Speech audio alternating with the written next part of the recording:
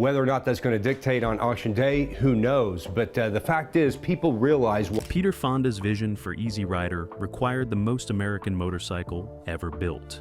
The Captain America chopper became exactly that, with its stars and stripes paint jobs screaming freedom across the 1969 counterculture landscape. But why were 4 identical bikes built only to have 3 stolen before filming Wrapped? How did a paint color error create the most iconic motorcycle in cinema history? And what's the truth behind that mysterious 4th bike that disappeared for 40 years? Today, we're counting down 20 weird facts about Easy Rider's Captain America chopper that will completely change how you see this legendary motorcycle. From construction secrets to auction controversies, these revelations might just blow your mind. So buckle up, hit that like button if you love classic choppers and motorcycle history, and let's ride into the secrets behind this 2-wheeled icon. Number 20. 4. Captain Americas were built, not 2. They were built in watts by 7 black guys, and it was politically incorrect that they were in watts. Everyone knows Easy Rider needed backup motorcycles for filming. The standard story claims 2 Captain America choppers were built. Wrong, 4 identical bikes were constructed in late 1968. Peter Fonda insisted on multiple backups because they'd be filming cross-country with limited support. Breaking down in rural America with only 1 spare would be catastrophic. Cliff Voss and Ben Hardy built all 4 bikes simultaneously in a Los Angeles garage. They started with 4 1952 Harley-Davidson Panhead engines purchased from a salvage yard. The frames came from wrecked police bikes. Everything else was custom fabrication. The extended front ends, sissy bars, and fuel tanks were handmade. Building 4 identical choppers meant quadruple work, but it ensured consistency. If one bike appeared in a scene, any of the others could seamlessly replace it. The cameras wouldn't catch differences because there weren't any. Each bike received an identical paint job. Same stars, same stripes, same colors. The parts were interchangeable. If one engine failed, they could swap it out for another. This redundancy saved production repeatedly. Different bikes were used for different types of scenes. One handled highway cruising. Another was set up for close-ups. A third managed rough terrain sequences. The 4th stayed in reserve, used only briefly during actual filming. This 4th bike's minimal screen time would later spark authentication controversies that would plague collectors for decades. Number 19. Ben Hardy designed the bikes but got no screen credit. Different Vaughns, but known by his nickname Sonny, and Benjamin F. Ben Hardy was the mechanical genius behind the construction of Captain America. He designed the extended front end geometry. He fabricated the custom frame modifications. He solved the engineering challenges that made the bikes rideable. Yet his name appears nowhere in Easy Rider's credits. Peter Fonda and Dennis Hopper got credit for the bike's creation. This wasn't an accidental oversight. It was deliberate exclusion. Fonda wanted the bikes to be perceived as his personal vision. He'd sketched rough ideas on napkins and discussed concepts with builders. In his mind, that made him the creator. Hardy was just the mechanic executing someone else's vision. Hardy saw it differently. Fonda's sketches were crude and mechanically impossible. The actual rideable motorcycles required Hardy's expertise. He determined the fork angle, calculated weight distribution, and engineered the frame modifications. Without his knowledge, Fonda's vision would have been an unrideable sculpture. The credit dispute created bitter feelings. Hardy built the most famous choppers in cinema history, but received no recognition. Fonda became synonymous with custom motorcycles, despite limited mechanical knowledge. Years later, Hardy gave interviews explaining his role. Motorcycle magazines published his story. The custom bike community knew the truth, but mainstream audiences still associated the bikes exclusively with Fonda. In 1995, a custom motorcycle magazine finally gave Hardy a Lifetime Achievement Award specifically for the Captain America bikes. Better late than never. Number 18. The original paint design was completely different. The bike was painted to resemble the shield of the comic book character, Captain America. The iconic stars and stripes paint job almost didn't happen. Fonda's original design and specification called for a completely different scheme. He wanted a psychedelic pattern, swirling colors, abstract shapes, very 1968 San Francisco aesthetic. He commissioned an artist known for painting VW buses to design something trippy and countercultural. The artist delivered sketches featuring purple, orange, and green swirls, peace symbols, and abstract patterns. Fonda loved it initially. Then he reconsidered. The psychedelic design was too expected. Every hippie van had similar paint. The bikes needed to make a different statement. Fonda wanted something ironic, something that twisted American patriotism. The Stars and Stripes idea came during a late-night discussion with Dennis Hopper. They were talking about American flags and protest, and reclaiming symbols. Hopper suggested painting the bike like a flag. Fonda initially rejected it as too obvious, but the idea stuck. The next day, he told the painters to scrap the psychedelic design. Go with stars and stripes instead. The painters thought he was joking. A chopper painted like an American flag? It seemed absurd. Fonda insisted. The result was controversial before filming even started. Some crew members thought it was brilliant satire. Others considered it disrespectful to the flag. The debate continued throughout production. Nobody predicted it would become the most recognizable motorcycle paint job in history. Number 17. The blue paint color was wrong. The bike was painted to resemble the shield of the comic book character, Captain America. Look closely at Captain America's paint, and you'll notice something odd. The blue isn't the correct flag blue. It's lighter, almost powder blue. This wasn't an artistic choice. It was a paint supplier's error. The paint shop ordered standard American flag blue. The supplier delivered a custom automotive blue that was several shades lighter than expected. Nobody noticed until the first bike was completely painted. The painters examined it under natural light and realized the blue was wrong. Too light, too bright, not the deep navy blue of an actual flag. They called the paint supplier. The company admitted the mistake, but couldn't deliver the correct paint for 2 weeks. Filming starts in 10 days. They had no time to strip and repaint 4 motorcycles. Fonda made a decision: use the wrong blue. He actually preferred it. The lighter blue photographed better on film. Deep navy blue would look black in certain lighting conditions. The powder blue stayed visible and distinct. The mistake became a happy accident. The unique blue became part of Captain America's identity. When replica builders tried matching the paint, they'd use standard flag blue. The replicas never looked quite right. Something was off. The color was too dark. Only when builders discovered the original paint code and realized it was wrong did accurate replicas become possible. Today, the incorrect powder blue is considered the correct Captain America color. Number 16. Peter Fonda couldn't ride motorcycles before filming.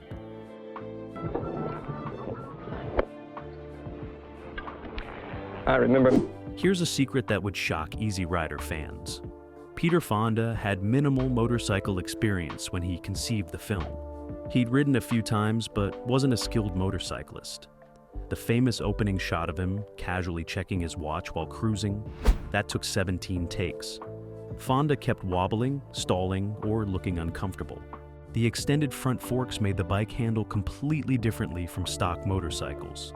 The steering was slow and required different techniques. Fonda struggled to adapt. Production hired a motorcycle instructor to teach him during pre-production. 2 weeks of intensive training in a parking lot. Basic skills: throttle control, braking, cornering.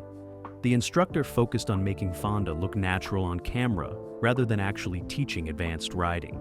Appearance mattered more than skill. During filming, most long-distance riding shots used a stunt double. Fonda handled close-ups and simple cruising scenes. Anything requiring speed or technical skill went to professionals. Watch the film carefully, and you'll notice Fonda rarely rides at anything beyond moderate speeds in shots showing his face. The highway cruising scenes where the camera pulls back, that's not him. This limitation affected how scenes were shot. Directors avoided complex motorcycle choreography. They focused on simple riding sequences that Fonda could handle. The film's laid-back cruising aesthetic partly came from the lead actor's limited riding ability. Number 15. 3 bikes were stolen. Immediately after filming, The one Captain America left, the 2 Billy bikes were stolen with 11 other motorcycles from a garage. Easy Rider wrapped filming in late 1969. The 4 Captain America choppers were stored in a Los Angeles warehouse awaiting the film's release. Someone broke in 3 weeks later. 3 bikes disappeared overnight. Only 1 remained. The theft was never solved. Police investigated but had few leads. Custom choppers were difficult to trace. No VIN numbers, no registration, no paper trail. The bikes could be repainted and sold anywhere. Investigators suspected an inside job. Someone involved with production knew where the bikes were stored, knew their value, planned the theft carefully. Security at the warehouse was minimal. A basic padlock on a roll-up door. No alarm system, no guards. The thieves simply cut the lock and rode away. The remaining bike became incredibly valuable as the only survivor. Its provenance was unquestionable. It had been locked in the warehouse, never stolen, never lost. Columbia Pictures, which distributed Easy Rider, claimed ownership of the surviving bike. Peter Fonda disputed this. He argued he'd personally commissioned the construction of the bikes. Ownership was his. The legal dispute lasted years. Eventually, they settled. The bike went to a private collector who paid an undisclosed sum. Decades later, rumors circulated about the fate of the stolen bikes. One supposedly went to South America. Another was allegedly dismantled for parts. The third might have been repainted and sold as a custom chopper, with the buyer never knowing its true identity. Number 14, the surviving bike, sold for over $1 million. In that era, starting price on this is $1 million, and it really... In 2014, the authenticated surviving Captain America chopper went to auction. Profiles in History, a Los Angeles memorabilia auction house, handled the sale. Pre-auction estimates range from $750,000 to $1 million. Experts debated whether a motorcycle could break 7 figures. The auction drew international attention. Collectors flew in from Japan, Europe, and Australia. The bidding started at $200,000. Within 2 minutes, it hit $500,000. The pace was frantic. Telephone bidders competed with people in the room. The auctioneer could barely keep up. At $750,000, several bidders dropped out. Too rich. But 3 remained determined. The price climbed. $800,000, $900,000, $1 million. The room erupted in applause at the $1 million mark. But bidding continued. $1,100,000, $1,200,000. Finally, at $1,385,000, the hammer fell. The winning bidder was anonymous, represented by a telephone proxy. Later reports identified him as a California real estate developer and motorcycle enthusiast. The price shattered records for motorcycle memorabilia. It remains one of the highest prices ever paid for any motorcycle at auction. The sale validated what motorcycle enthusiasts had long known. Captain America wasn't just a movie prop. It was a cultural icon worth preserving at any cost. Number 13, Dennis Hopper's Billy bike. Was more expensive to build. Easy Rider bike that the character Billy rode, and I've had this bike. While Captain America gets all the attention, Dennis Hopper's bike in Easy Rider was actually more expensive to build. The Billy bike featured extensive chrome work and custom details that exceeded the cost of Captain America's construction. Where Captain America was painted, Billy was chromed. Chrome plating is expensive and time-consuming. Every component had to be perfectly prepared. Any imperfection would show through the chrome. The gas tank alone required 40 hours of metal finishing before chrome application. Ben Hardy was obsessed over Billy's construction. He wanted it perfect. The flame paint job on the tank was applied before chroming, then covered with transparent candy paint. This created depth that standard paint couldn't achieve. The process required specialized painters and multiple steps. The total cost for Billy's construction exceeded Captain America's by approximately 30%. Exact figures were never documented, but estimates suggest Captain America cost around $1,200 to build in 1968. Billy probably cost $1,600 or more. The irony is that Captain America became the iconic bike while Billy was largely forgotten. Most people can't describe Billy's appearance, but everyone knows Captain America. Hopper reportedly felt his bike was superior technically and aesthetically. He argued the chrome work was more impressive than simple paint. But Fonda's bike had the memorable design. Sometimes style trumps substance. Billy's bikes also had multiples built, though only 2 instead of 4. Both were stolen, along with the Captain America's, never recovered. Number 12. The extended forks made the bikes. Guessed, nearly unrideable. Captain America's signature feature was its dramatically extended front end. The forks stretched 12 inches longer than stock. This created the iconic chopper profile, but made the bike handle terribly. Extended forks fundamentally change motorcycle geometry. The rake angle becomes extreme, steering response slows down. Low-speed maneuvering becomes difficult. Highway stability improves, but everything else suffers. The Captain America choppers were sketchy at best. They required constant attention to keep upright at slow speeds. U-turns were nearly impossible. Parking lot navigation was a nightmare. Even experienced riders struggled with them. The stunt riders complained constantly. The bikes fought them. Simple maneuvers required excessive effort. Any quick correction would overbalance the whole machine. One stunt rider refused to use them for anything beyond straight-line cruising. The production had to modify several scenes because the bikes couldn't perform as scripted. A planned scene requiring tight cornering was completely rewritten. The bikes simply couldn't do it safely. Peter Fonda's limited riding experience was actually an advantage here. He didn't know how poorly the bikes handled compared to stock motorcycles. His cautious riding style suited their limitations. More experienced riders found them frustrating. Today's custom builders understand these problems. Modern choppers with extended front ends use improved geometry and steering dampers. The Easy Rider bikes were built before these refinements existed. They were rolling experiments in form over function. Bus number 11, the exhaust note, was enhanced in post-production.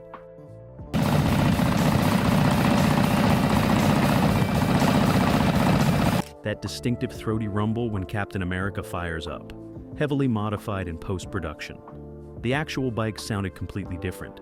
Panhead engines have a characteristic sound, but it's not particularly dramatic. The film's sound designers wanted something more aggressive, more threatening, more American muscle. They recorded the actual bikes during filming for reference. Then they enhanced everything.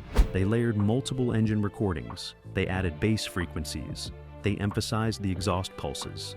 The final sound was a composite of several different motorcycles. Some recordings came from larger displacement Harley-Davidsons. Others race bikes with modified exhausts. They even added subtle automotive engine sounds to deepen the bass response. The result bore little resemblance to how the actual Captain America choppers sounded. On set, they were moderately loud but not particularly impressive. In the film, they sounded like mechanical thunder. This sound design profoundly influenced motorcycle culture. People wanted their bikes to sound like Captain America. Exhaust manufacturers created products specifically to achieve that film sound. Straight pipes and loud exhausts became chopper culture staples, partly because of Easy Rider's enhanced audio. Nobody could actually achieve the film sound. It was impossible. The film's audio was artificial, created in a sound studio. But that didn't stop people from trying. Decades of loud motorcycles owe their existence partly to a sound designer's creative enhancement. Number 10. The fuel tanks were secretly aircraft drop tanks. Captain America's distinctive teardrop fuel tanks weren't custom fabricated. They were surplus aircraft auxiliary fuel tanks from World War II fighter planes. Ben Hardy sourced them from a military surplus yard in Burbank. The tanks originally came from P-51 Mustang fighters, designed to extend the aircraft's range. They were lightweight aluminum, perfectly shaped, and incredibly cheap, $5 each. Hardy bought a dozen for experimentation. The aircraft tanks required extensive modification. They weren't designed for motorcycle use. Hardy cut them down, welded in new baffles, and fabricated mounting brackets. He installed fuel petcocks and venting systems. The modifications took longer than building tanks from scratch, but the end result was worth it. The tanks had a unique profile that custom fabricators couldn't easily replicate. The teardrop shape was aerodynamically perfect. When people asked about the tanks, Hardy would occasionally mention their aircraft origins. Most didn't believe him. Custom motorcycle tanks made from fighter plane parts seemed absurd, but it was absolutely true. This detail remained obscure for decades. Only dedicated Easy Rider researchers eventually confirmed the aircraft connection. Modern replica builders struggle to source authentic P-51 drop tanks. They're now valuable collector items themselves. Reproduction tanks exist, but never quite match the original profile. The authentic aircraft tanks had subtle curves that modern fabricators can't perfectly duplicate. That distinctive Captain America tank shape came from 1940s military aviation technology. Number 9, the fork angle. Leibivgestoist, 23 degrees beyond safe motorcycle geometry, follows strict engineering principles.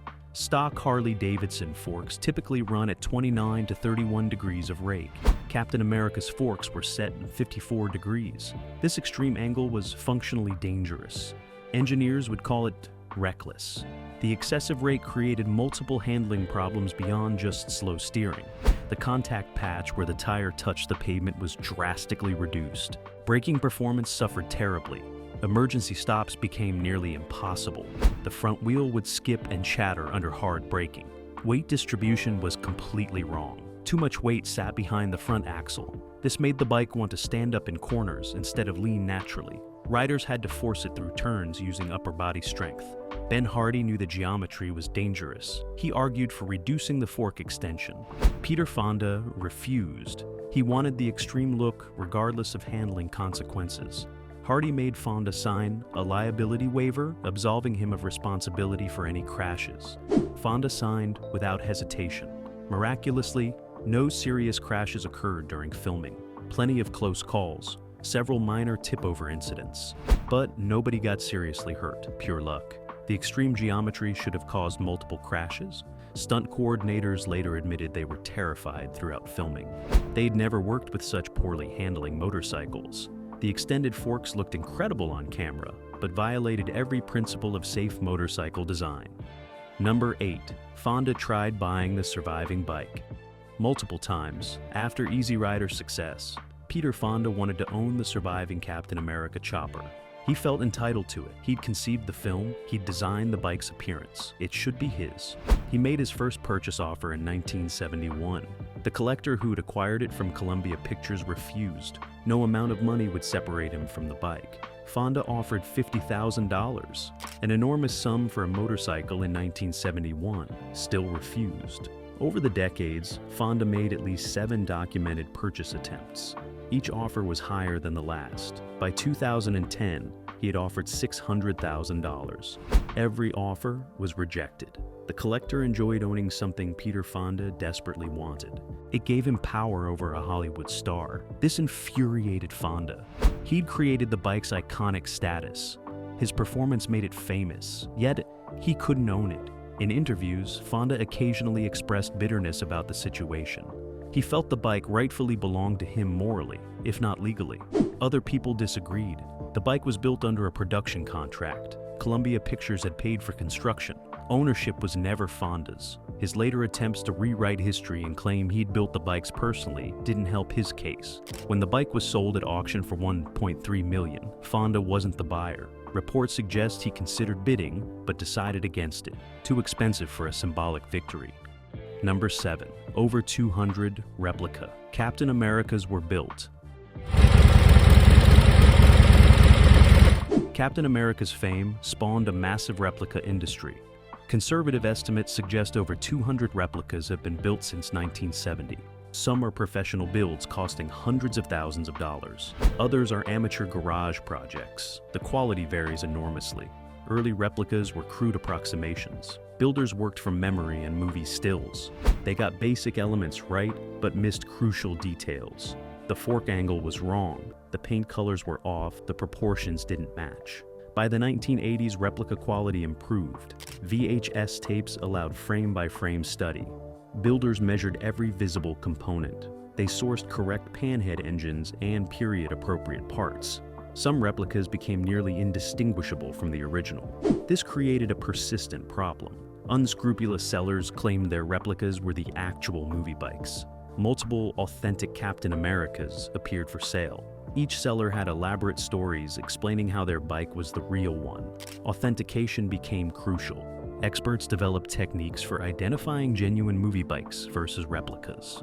They examined welds, paint layers, and component wear patterns. They looked for specific modifications visible in film footage. The authentication process became increasingly sophisticated. Despite 200-plus replicas, only one bike has undisputed provenance as a screen-used Captain America. Every other bike claiming to be movie authentic has been debunked. The replica market remains strong. Custom builders still construct Captain Americas for wealthy clients.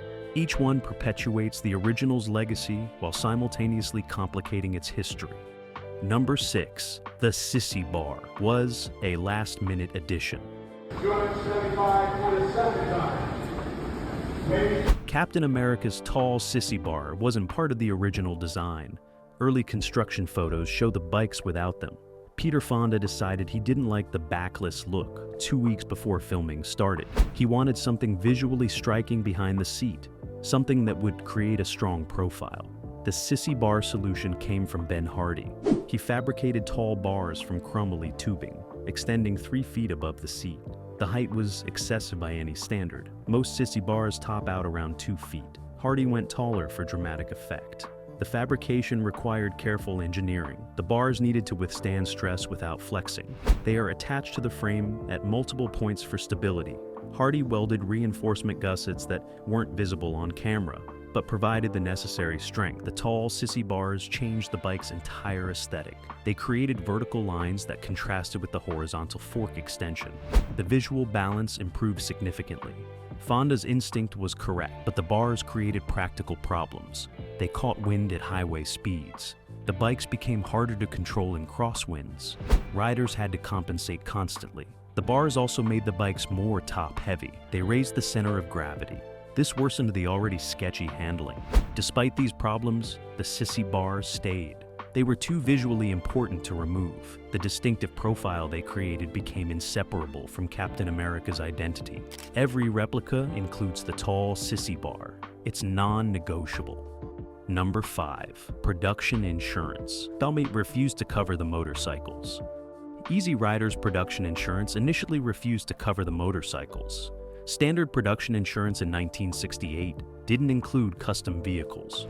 The insurance company examined the Captain America choppers and declared them uninsurable, too dangerous, too experimental, too likely to cause accidents. The extended forks violated basic safety standards. The lack of proper lighting and safety equipment made them illegal for highway use. No responsible insurance company would cover them. This created a production crisis. Filming required crossing multiple states on public highways. Without insurance, one accident could bankrupt the production. The producers negotiated for weeks. They finally found a specialty insurer willing to write a custom policy. The premiums were astronomical, 3 times the normal production vehicle rates. The policy included strict restrictions. The bikes could only be ridden by approved stunt riders. Peter Fonda and Dennis Hopper needed special waivers. Speed limits were contractually mandated. No riding over 60 miles per hour. Nighttime riding required special permission. The insurance restrictions affected how scenes were shot. Some sequences had to be rewritten. Others were filmed on private property to avoid insurance issues. The producers also had to post significant bonds guaranteeing the bikes wouldn't be used illegally. The total insurance costs for the motorcycles exceeded the bike's actual construction costs. The bean counters considered this insane. The creative team viewed it as a necessary expense for their vision. Number 4. The final scene, destruction. Psyched Bess used a different bike.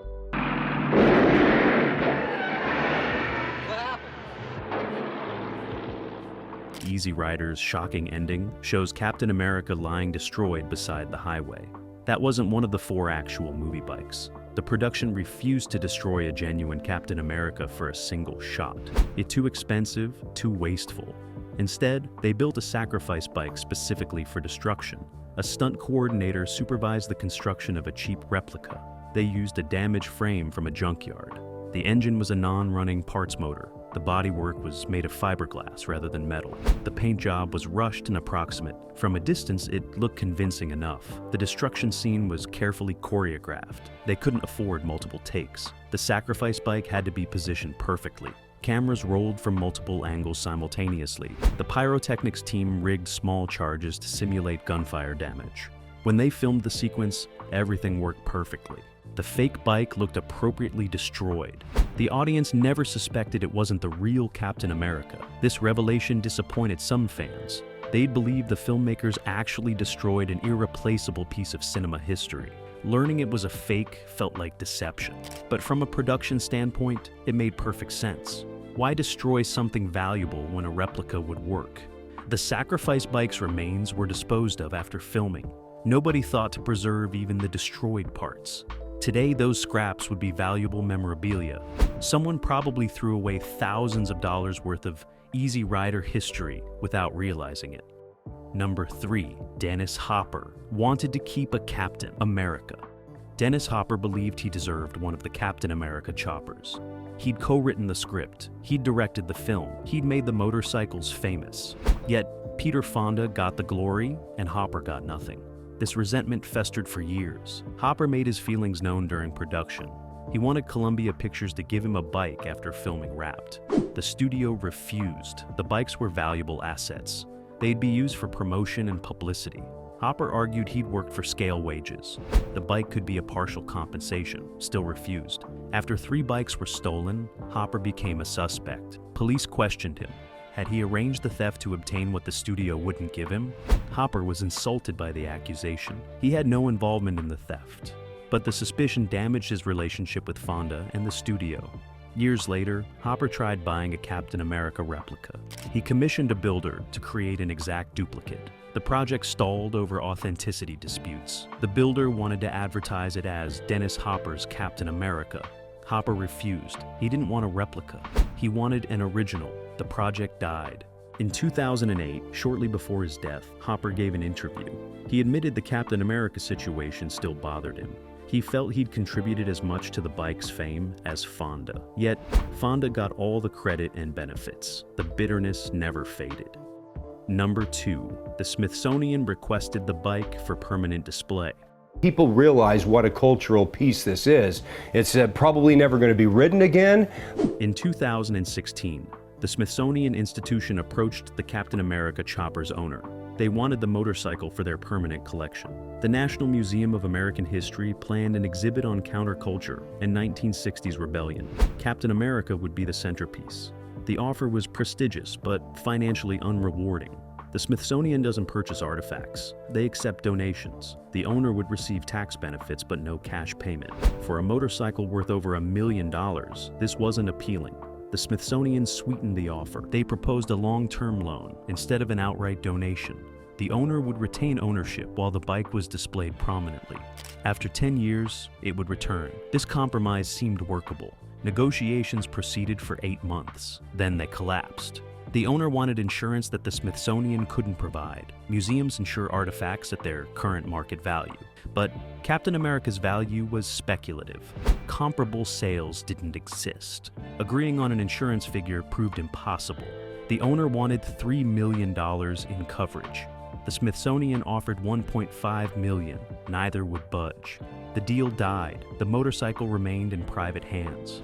The Smithsonian exhibit proceeded without it. They used a high-quality replica instead. Museum visitors never knew the difference, but historians and curators knew. They'd failed to secure one of America's most culturally significant motorcycles. The bike that defined chopper culture and the counterculture rebellion sits in private storage, hidden from public view, available only to its wealthy owner. Number 1. The fourth bike, surfaced in a Tokyo collection in 2009.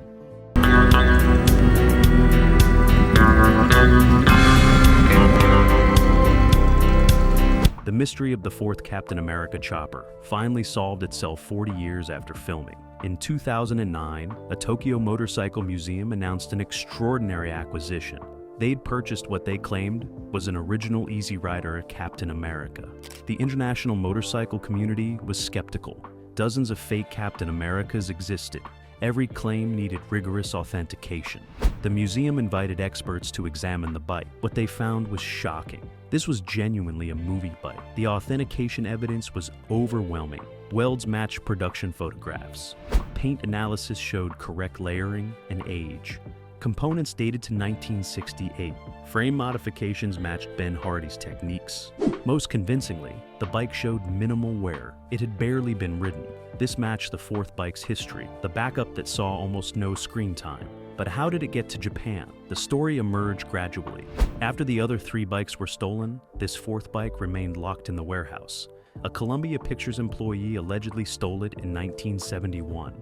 He sold it to a California collector who had no idea of its origins. That collector sold it years later to a Japanese businessman. The bike passed through several Japanese owners. Each knew it was a custom chopper. None realized it was from Easy Rider. Until 2009, when a motorcycle historian recognized it. The museum paid an undisclosed sum. Estimates range from $800,000 to $1 million. The bike now sits in Tokyo, completing Captain America's strange journey from Hollywood rebellion to international treasure. Captain America transformed a garage-built chopper into the most iconic motorcycle in cinema history. Its journey from Ben Hardy's workshop through theft, controversy, and international mystery proves that sometimes the most legendary machines carry secrets darker than their chrome can reflect. 4 bikes, countless replicas, and one enduring symbol of American rebellion. That's two-wheeled history at its finest.